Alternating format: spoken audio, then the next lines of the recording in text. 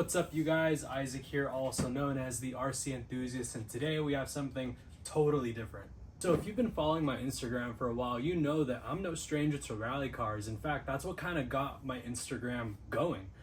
During the pandemic, I would be making videos with my Traxxas rally cars, and they would do awesome. I mean, the engagement they get would be amazing, and then also they were really fun to drive. They'd really challenge me to find new videos to shoot, be creative with my ideas.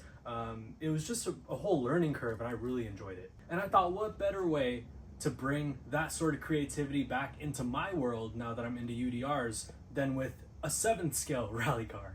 So today we have the 1/7 scale Hypergo from MJX. Let's crack it open and take a look.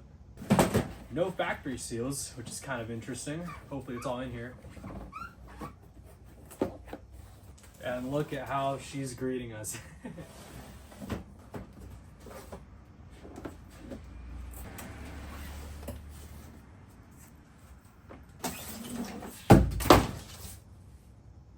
Wow guys, first impressions, what great detail. I haven't even taken the plastic off, and the details just look incredible already, and also the size, a great size, super good size.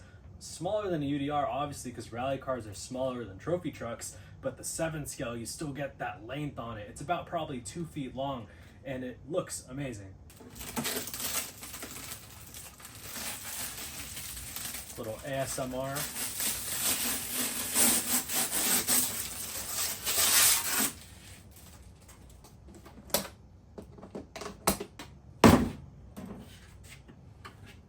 And here it is in all of its glory, guys. Oh my goodness, the scale details on this thing are amazing. Take a look at those light buckets. Super cool molds, especially the taillights. Super realistic. Wow, look at this suspension travel. This thing has crazy suspension. Was not expecting this out of an RC rally car. The Traxxas Rally doesn't have this much suspension. The Armas, although they're not rally cars, they still don't have this much suspension. This is insane. It's almost like a short course truck. Before we dive deeper into the rally, let's take a look at what else comes in the box.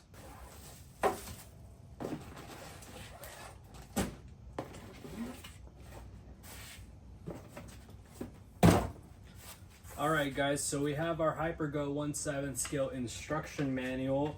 Taking a look at this, just a bunch of diagrams, get started, some exploded views when you get over here with part numbers.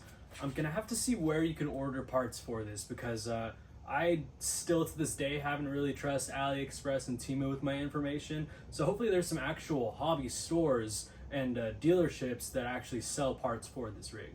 Next up, a set of rally tires. They have an off-road tread pattern on there. The ones that come on the vehicle already are an on-road type. We also have your generic tools, 17mm wrench, T-wrench, Allen wrenches, all the basic stuff. And lastly, the remote. Let's see what they give us. Nothing crazy, all black. The trigger feels not great. I mean, I don't know how to put it. It just doesn't feel good. The steering feels fine, and it looks like it has your standard throttle trims, steering trims, reversals, all your basic features, but definitely something you might want to look into replacing. Now that we have that out of the way, let's get you guys closer to the vehicle itself. Alright guys, let's take the body off. It looks like they give us these body clip savers, these little tethers. I'm actually not a big fan of these. These come on a lot of the Arma rigs too. For a vehicle like this, it just doesn't look good. I mean, even just the body clips by themselves are going to look a little bit more scaled than having these, giant tethers tied to them. Obviously, what would have been really nice is if it came with some sort of clipless system, so you don't see any of the body posts or any of the body clips. Alright, check out this body. I mean, this is incredible. The details are awesome. Looks like the only licensing they didn't get was from Toyota, because it just says total. But everything else looks really good. Even the drivers on the inside look pretty good. Also, you got this awesome rear wing, hood scoop, tail lights. I mean, this thing's just off the hook, crazy detailed. Now that we got the body off, we could see the inner workings of this vehicle. This one looks like a standard 8th scale sized motor. Let me take a look at it. Actually, no, I'm lying. It's a bit smaller. It's a bit smaller. The ESC here, it is a 120 amp, so that means you're limited to 4S use. And taking a look at this, you can't see the gears, but it is 32 pitch gears, which is something you might want to upgrade in the future, especially if you're going to be putting more power or higher gearing into this thing. I really don't have much else to say about the design. It seems like a standard-ish, 8th scale-ish layout. Obviously, you have your center diff, giving power to the front and rear differentials, and then everything just looks good. It looks solid. There's no obvious weak points. The plastics, the size and the design of them, they look good. And obviously it's a rally car, so you're not going to be putting it through tons of abuse. So I honestly don't really expect any sort of failures mechanically with this thing. I obviously say that knocking on wood, but it seems like a stout, good setup. But again, it's the suspension. Just look at the travel that they give you. That's awesome. I'm gonna have to play around with preload and also shock oils. I do see this thing in videos tends to lift the front up and then go down harshly when accelerating and braking. So I'm gonna have to find a good shock setup to combat that. But everything else looks to be good.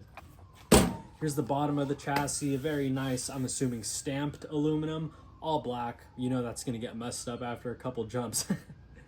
And then on the ESC, they give us XT60. I'll probably be chopping these off and putting some EC5s on there so it's compatible with everything I run. And also the EC5s are just a better adapter, especially when you're running higher capacity batteries like 4S batteries. You do want to have a better connector on here. Also, one last thing before I go. There is a functioning light kit in here. Looks like it's Gorilla taped in there, which is you know, not the prettiest sight, but you know, it's there. And all it needs is this to be connected into the port that's sticking out of the receiver, which is right here. So we'll definitely give that a shot once we get that connector soldered onto here. That is it, guys. Thank you so much for watching. We have reached the end of the video. You've seen it all pretty and brand new. Now it's time to solder up some connectors, put a battery pack through it, and see how it performs. Be on the lookout for a video going into different option parts and also tires that you can get for this rig. I was doing some research and I think I found some good sets, so be on the lookout for that if you're planning on or already have one of these yourself. Lastly, guys, make sure to follow my Instagram. Check out my page. I pump out tons of awesome content on there, lots of cool short form videos. Don't be a stranger. Give a like, drop a comment, shoot me a message. Hope to see you guys on there.